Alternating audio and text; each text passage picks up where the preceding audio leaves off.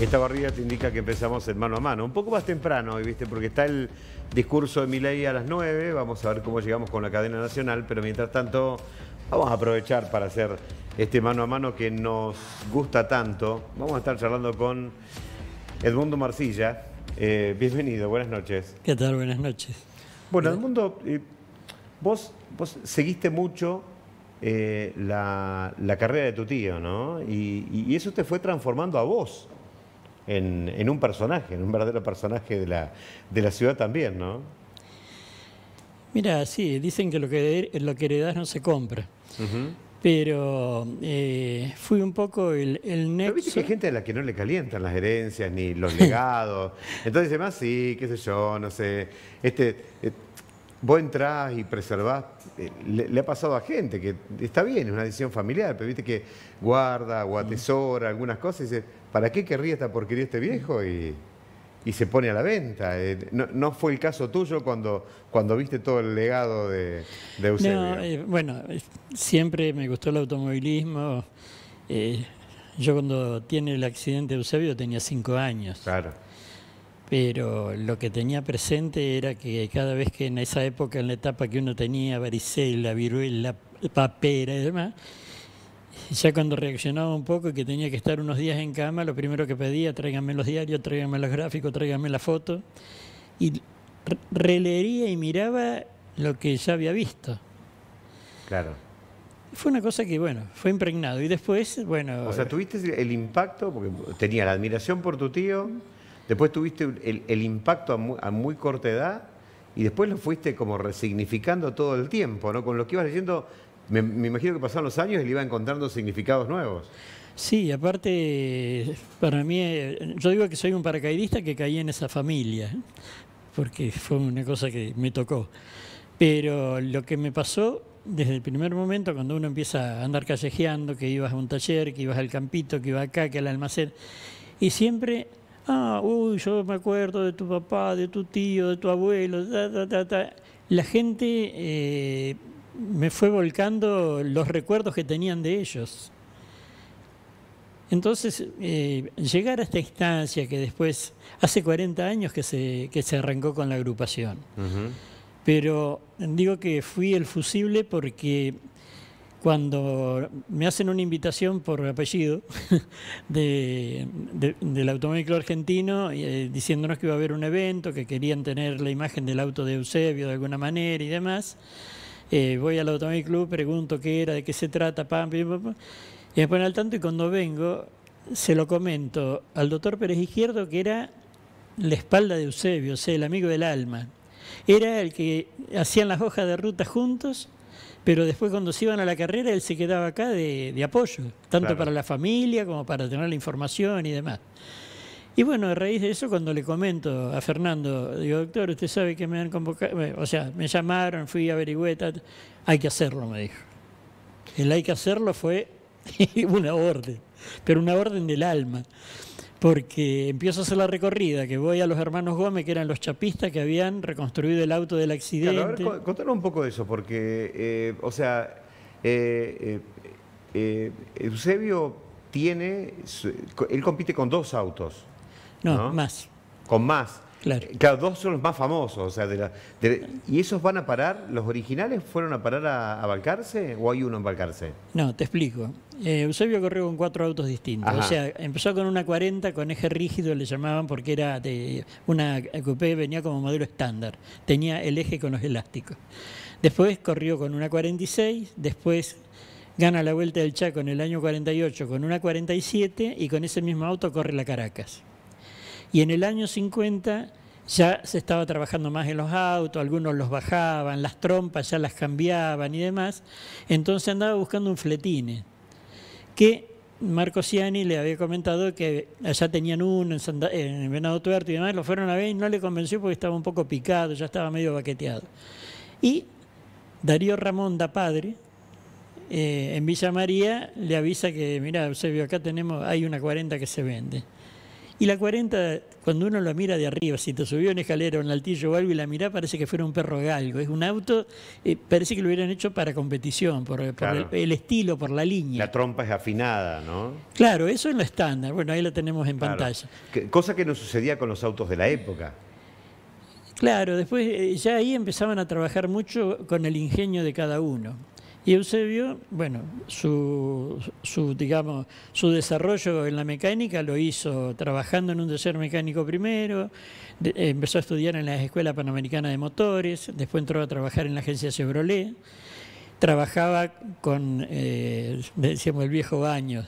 Era un tipo que llegabas con un Chevrolet y fallando y le ponía la mano en el escape y le decías el cilindro 2 y no le fueras a discutir porque era un gallego cerrado.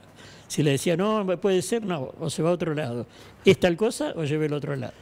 Bueno, ese lo tuvo de maestro y compañero de trabajo a esa persona y empezó a armar un Chevrolet 28 que lo empezó haciendo en la cocina de la casa. Mi abuela lo bancaba. Claro. Y él trabajaba en la Chevrolet de día y de noche estudiaba y avanzaba con eso.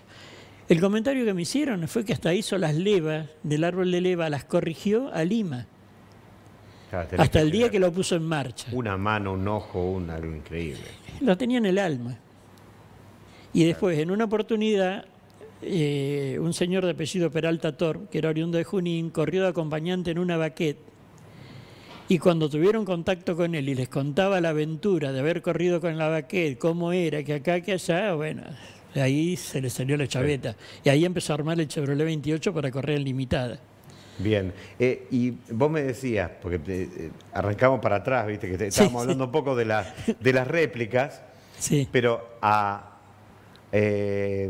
vos sabés que vamos a tener que cerrar ahora, pero vamos a seguir, vamos a dar una parte 2 porque arranca la cadena nacional ahora. Así que vamos cerrando, ¿viste?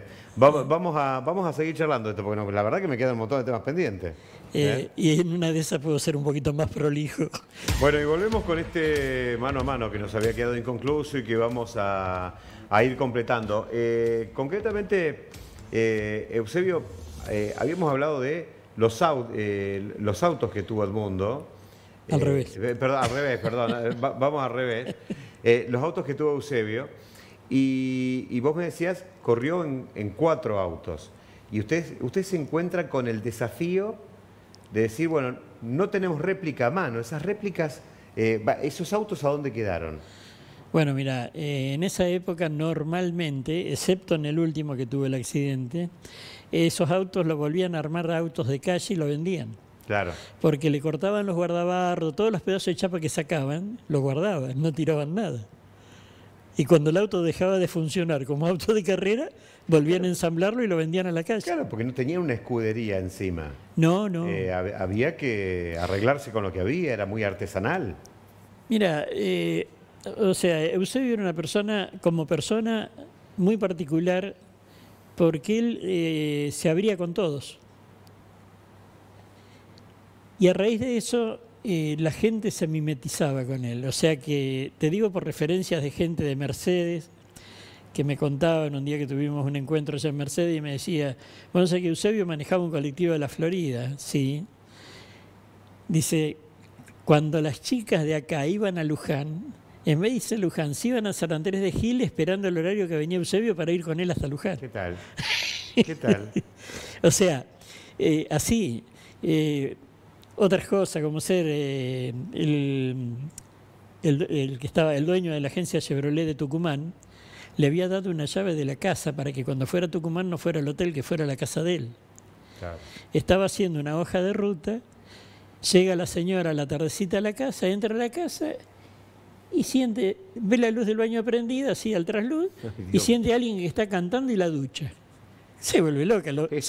Eran otras épocas igual, ahora viste, claro. Salí tiroteado. Sí. Y resulta que le habla al marido y dice, mirá, entró gente a casa. Y dice, no, me olvidé de decirte. Dice, si le di la llave de casa a Eusebio, dice, me dijo que entre hoy y mañana venía, así que ya llegó, bueno, al pelo. Bueno, ese es el reconocimiento que se gana. Viste que no todo es guita en la vida. No. Hoy en día toda la gente se piensa que el único símbolo es el... Y hay otros que defienden otros valores. Y ese reconocimiento que le daban por la calle, que hoy en día tiene. Porque pensá que de la generación que lo conoció, que lo palpó, que lo tocó, que vio sus carreras, no queda tanta gente. Y sin embargo, esta historia del Caballero del Camino ha trascendido su generación, ¿no? Sí, y bueno, calculá que Eusebio estaría cumpliendo 114 años. Claro. Lo que No hay pasa cuerpo que lo resista, no. Claro, y aparte, bueno, tiene el accidente a los 38, murió joven. Muy joven. Para esa época parecía que era ya un hombre grande, pero hoy era un pibe. Bueno, y hasta ahí la gesta de él. Ahora vamos a la tuya, porque sí, hay que hacer una réplica. Fuiste a ese meeting, hay que tener una réplica. Y eso también era algo enorme, el replicar. Era un desafío. Un desafío total. Pero, a ver, ¿cómo te lo puedo explicar? Como para ponerse en el momento, digamos. Este era un evento que lo gestó Juan Manuel Bordeu siendo secretario de Deportes de la provincia de Buenos Aires cuando estaba de gobernador Aguado. Busca a alguien que lo acompañe en esto y lo elige al doctor Campana, que era estudiante, era abogado, habían estudiado junto con Bordeu en la facultad, se conocían de amigos. Y el doctor Campana había estudiado con el doctor Néstor Otrosky, de acá de Junín. Y él fue el que lo llamó a Otrosky y le dijo, che, Néstor, no sé qué, quiero comunicarme con algún pariente de Marsilla. Vino Néstor al negocio y me dice, mira, dice, tengo un amigo que es un loco bárbaro, dice que quiere hablar con vos porque no sé qué mierda. Ese Otrosky tenía una forma muy particular de hablar, era muy... Sí, aparte fusivo, así, ¿viste? Fusivo, temperamental. Dice, te va a hablar, pero un loco de mierda. Dice, bueno, está bien. Dice, se llama Joaquín. Dice, te va a hablar por teléfono esta noche. Bueno, dice, a la noche me llamó por teléfono. Y yo me dijo, soy el doctor Campana, dice, estamos organizando un evento, dice, y a pedido de Juan Manuel Bordeu, quiso que me comunicara, dice, con algún familiar de Eusebio, porque quiere tener presente una imagen del auto de Eusebio Marsilla en el evento. Bueno, está bien, ¿y qué evento es? No, dice, se va a hacer un gran premio del recuerdo para rescatar la historia del automovilismo argentino. Y se va a hacer en noviembre, hay tiempo, estábamos en enero. Hay tiempo, pero dice, queremos también tener, a ver si ustedes están en condiciones, si hay algo y demás. Digo, mire, déjeme que lo hable con la gente que convivió con él. Entonces, lo hablo al doctor Pérez Izquierdo primero y le digo, Fernando, ¿usted sabe que hay esto? Sí, hay que estar, me dijo. Bueno, voy a empezar a ver qué encontramos. Entonces, los hermanos Gómez, chapistas, que eran los que le hacían la chapa en los autos a Eusebio, pero aparte fueron los que restauraron el auto del accidente, le cambiaron el chasis, lo armaron de vuelta con la carrocería de calle, tenían los pedazos... Se acordaban la chapa de memoria, como estaba. Sí, y tenían los pedazos de chapa que habían cortado. Pero aparte de eso, la armaron toda estándar y se la entregan a mi tía, que mi tía no manejaba, y un cuñado de ella, Carlos Calleja, que no tenían hijos, a raíz del accidente de Eusebio y todo esto fue un año y medio después, la acompañaban con la crianza de Elena, la más chica y todo, que tenía 1 año y medio Elena. Y aparte el desequilibrio que hubo en la familia, en el estado de ánimo de todos. Ni hablar. Porque era algo inesperado para ellos, a pesar que es un deporte de riesgo, por lo meticuloso y por cómo se proyectaba a todo. Claro. Eusebio dice que le decía, en el Gran Premio del 47 largó con el auto número 99. A los auxilios le dijo, mira, si pasamos entre los 20 primeros por Pergamino, es muy probable que lleguemos entre los 5 primeros al final de la carrera. Pero daban una vuelta como de 7.000 y pico de kilómetros, iban a Chile, cruzaban la cordillera 2 veces y demás. Y bueno, cuando se hace la última neutralización, la etapa era Catamarca-Buenos Aires, neutralizan 1 hora en Rosario y estaba a 3 minutos de Víctor García, que era el segundo. Primero Oscar Gálvez, segundo Víctor García, tercero Eusebio. Y cuando largan de Rosario a Buenos Aires, bueno, gana el Gran Premio Oscar, gana la etapa Juan por tiempo. Víctor García le había sacado la correa del ventilador al auto, al Ford, me lo contó él, y para que fuera más aliviado por los kilómetros que traía por el lomo. Y cuando pasa por San Andrés de Giles, le entregan la correa esa con el mensaje, que era el aro de información, y le dice, apurá porque tenés a Marsilla en tu tiempo. empieza a querer apurar de San Andrés de Gil a Luján y cuando va a entrar en la principal de Luján, donde están las recobas y eso, ahí era la llegada. Viene tan rápido que se pasa un poco de largo y se enreda entre los fardos de pasto que marcaban la curva. Claro. Y Eusebio le ganó por 2 minutos. O sea, ante un tipo con ese esquema de cómo, control, claro, cómo se organizaba la carrera, porque él era pocas veces la que podía a lo mejor largar con el 1 por hacer una clasificación. Pero era de machacar, era parejito, hacía un ritmo de marcha. Y aparte era muy innovador en la preparación de los coches. Viste que hoy en día se piensa que el que maneja un auto tiene que ser medio, el que corre carrera tiene que ser medio loquito, y en realidad tenés que tener esa adrenalina, pero también tenés que tener control, aplomo, cálculo. Son dos cosas que van ahí como el acelerador y el freno. Mira, es la vida, es un equilibrio. Vos a veces arriesgás, que eso lo comentaba Fangio y lo hizo, vos a veces arriesgás cuando ya crees que tenés la cosa que tenés que jugártela. Por ahí te sale bien, por ahí te sale mal. Pero como ser en la carrera que tiene el accidente, era la primera vez que iba de auxilio Daniel Gómez en el grupo. Y dice que les dijo, espérenme después que subamos al asfalto, porque era una vuelta por la provincia de Santa Fe, que había muchos lomos de burro, mucha tierra y asfalto. Pero los caminos eran de 6 metros el asfalto. Y dijo, espérenme a la salida donde está el paso a nivel, dice, porque ahí voy a entrar despacio, así reaprovisionamos y demás. Dice, porque si me tiro por la banquina para doblar rápido, lo más probable es que destalone o rompa una cubierta y después pierdo 3 minutos y medio para cambiarla. Entonces era preferible doblar despacio, hacían el auxilio porque tenía que bajar la velocidad, tenía que frenar de cualquier manera, aprovechaban ese lapso y seguía. Y bueno, y llegó primero a Rafaela. Después tiene el accidente, pero... Tenía todo calculado, o sea, ahí te das cuenta que las computadoras de los autos son puro cuento, ¿viste? Él iba con todo en la cabeza. La llevaba puesta, sí. Aparte, tuvimos la suerte, o sea, esto fue el comienzo de que después se funda la agrupación, porque cuando encontramos el primer auto, el contacto lo hicimos con Hugo Rebollo. Paso un día por la avenida, andaba paseando a los perros, le digo, Hugo, vos que andás en las chacras comprando fierro, y preciso una Chevrolet 40, suspensión independiente. Ah, bueno, te aviso. Al otro día viene y me dice, che, ya te conseguí el auto. Digo, bueno, vamos a verlo. No, hoy no, dice, vamos a ir mañana después de las 6 de la tarde. Bueno, yo vengo al taller, dejo el auto mío acá y nos vamos. Bueno, nos fuimos. Cuando salgo, digo, ¿para dónde agarro? ¿A dónde está? No, dice, salí a la ruta. Digo, ¿pero para dónde voy? No, agarrá la 65, me dice. Bueno, agarro la 65 y digo, Hugo, tenemos que hacer muchos kilómetros, es cerca, porque si no cargo gasoil. No, es cerca, si no hay problema, total, dice. ¿Cuánto tenés ahí? Un cuarto tanque. Dice, dale que llegamos. Y era en Arenales. Y en la estación de servicio de Arata estaba este auto, en el fondo atrás, porque un empleado de ahí, el Lita Servio, era el dueño de ese auto. Bueno, y charlamos y todo, y un gringo grandote, buenazo, un apretón de mano que te lo dejaba como para el techo con agua. Nos presentaron así, y dice, ¿y usted para qué la quiere? Le digo, mire, tenemos que hacer una copia de la coupé de Eusebio, y precisamos una 40 como la que usted tiene. Y le digo, bueno, dígame si la vende, o sea, me dijeron que la vendía, pero digo, ¿le puedo dejar un cheque de garantía y vengo el fin de semana a buscarla? No, cheque a mí no. Bueno, está bien. Viene Jorge Arata, que nos conocemos de chico, porque jugábamos en la casa del abuelo de él cuando íbamos, y me dice, ¿qué pasa, gringo? No, estábamos hablando, le digo, mira, le vengo a comprar la coupé, digo, le estoy ofreciendo dejarle un cheque para que no la venda, pero la vengo a buscar el sábado y le traigo efectivo.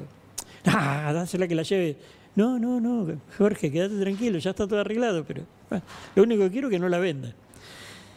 Era un martes, creo, me vengo, al otro día me voy a Buenos Aires, voy al Automóvil Club y hago la presentación de que había conseguido un auto similar, pero había que hacerlo, había que copiarlo, no era el original. Sí. No era el original.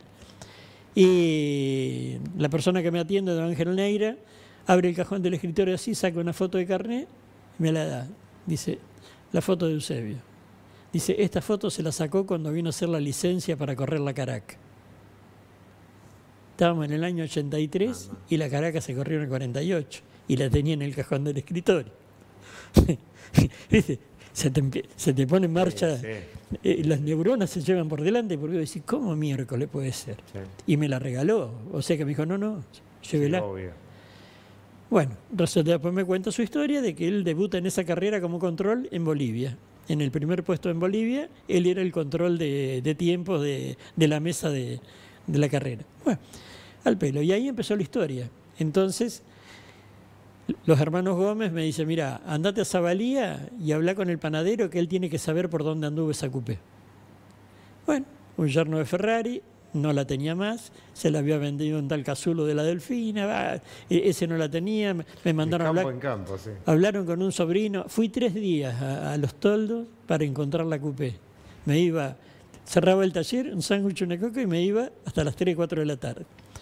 Hasta que llegué, el que la había tenido, el último, Pipo Magallanes. La había vendido en un desarmadero porque vino a ofrecerla acá, le dijeron que sí, pero después no le concretaron nada. Había tenido una trombosis, perdió el trabajo en el banco porque había cerrado el banco, entonces dice, no tenía más dinero, tuve que venderla. Y se la vendía al chacaritero. Bueno, me costó 3 días encontrarlo a él porque andaba vendiendo, o sea, le hacía trámite a los jubilados, y, bueno. Y a regañadientes le pedí si no me acompañaba, lo llevaba hasta donde había sido el que se la compró y ya no le quedaba nada. Había una llanta, unas baguetas, dice, esto es lo que quedó de ese auto. Bueno, me voy de vuelta al Automóvil Club y hago esa presentación. Digo, miren, no quedó nada del auto, puedo llegar a encontrar algo para hacer. Hágalo, dice, porque el auto de Fangio no es el original, Oscar Gálvez tampoco lo tiene, o sea que la mayoría va a ser una copia de ese auto. Bueno, bárbaro. Entonces vengo y empieza a gestarse la idea. Traemos la coupé esta de Arenales, la pelamos toda hacia espátula, pero sin removedor, sin nada, a cuero limpio. Y los sábados de la tarde se empezó a venir a juntarse los viejos. Entonces apareció Tito Alzari, el Inglés Castro, la Padula, Atilio Payela, que nos contaba historia, porque claro, se nos sentaba en un banco ahí y él nos contaba historia porque había sido el secretario que tuvo Eusebio en el taller. Entonces era el que le recibía las correspondencias y demás. Claro, nos fue llenando de información. Nos contaba que hasta había presos que le mandaban una carta diciéndole que les contara tal carrera, bueno, variedad de cosas de ese tipo. Y bueno, ahí se empezó a generar ese clima de la agrupación, y esta coupé que estamos viendo en pantalla es la que con Pocho Balestro, Damián, Díez de Arcaya y todos los que se iban arrimando, se completa. He andado en el taller ese de chiquito mirando cómo se... Bueno, sí, elaboraba, sí. Te comento esto porque para mí es un orgullo haberlo tenido a Pocho, que nos dio bolilla. Nos conocíamos de compañeros de trabajo y nada más, pero cuando hablamos de esto, incluso el padre nos acompañó también con muchas cosas, o sea, lo teníamos ahí de comentarios, de información. Eran cuñados con los Linguido, que eran de la barra de jóvenes de Eusebio, así que nos hacía... Pocho tenía el cuartito ese del fondo, viste, que iba, y siempre algún repuesto que faltaba, ahí lo tenía clasificado por años. No, y aparte la armó y no se desarmó nunca el motor ese. En ese sentido, una garantía. Y después cuando armamos esta, que es la 47, en el año 87, esa... hicimos el viaje a Caracas, recordando la carrera, 40 años, y como el Automóvil Club Argentino nos dio el apoyo logístico, hicimos los coches que iban a ir en relación al reglamento de la carrera. Entonces tiene llanta 16, la pedalera, el tablero original, el tren delantero original, y con Pocho me armó todo el compendio de que se le puso un motor de Chevrolet 400 con una caja ZF, un diferencial de Pickup Chevrolet 60 que coincidían los tornillos con la rueda de adelante, los frenos todos originales. O sea, hizo un trabajo de ingeniería.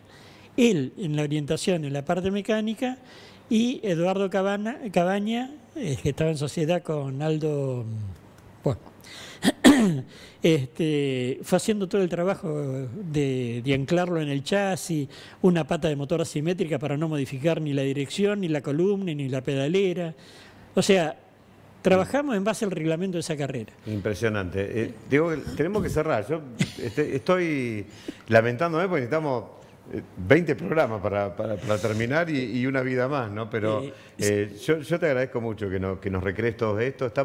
Vos decías a 40 años, estamos a 75 ya. A 75 años. Ha pasado el tiempo, ¿eh? Ha pasado. Yo te agradezco mucho por haber traído a memoria y no nos faltará oportunidad para seguir charlando del tema. Si Dios quiere, porque la imagen que dejó Eusebio en la vida fue como persona y como ejemplo de humildad, de trabajo, solidario, honesto y que atendía a todos. Y si querés te cierro con una chiquitita que está dentro del ambiente de siempre. Él tomaba café con el hermano de Eva Perón, con Juan Duarte. Y vino un día y le dijo Juan Duarte, Eusebio, ¿te sabe que no vamos a poder tomar más café juntos? Dice, porque me lo prohibieron. Estaba todo podrido, pero esa es otra por eso historia. te digo. Esa es otra historia. Pero no tenía problema. Sí. Y después, bueno, dentro del equipo tenía socialistas, conservadores, radicales, había algún peronista también. O sea, no discriminaba a la gente, sino que era a la persona y punto. Bueno, muchísimas gracias por venirte y por traernos toda esta historia que es gran parte de la historia de Junín. Muchas gracias. Es un gusto.